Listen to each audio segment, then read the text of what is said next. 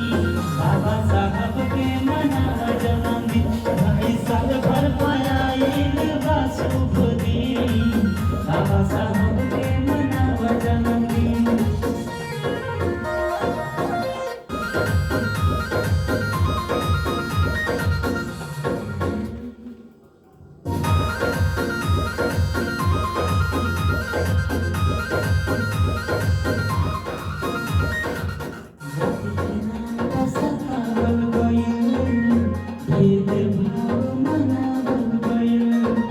बाबा के देन चमर जी के नमः ए भाई सबका में चला भइल।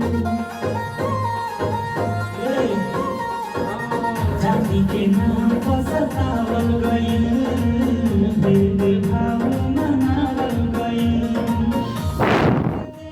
चमर जी के नमः ए भाई सबका से ऊंचा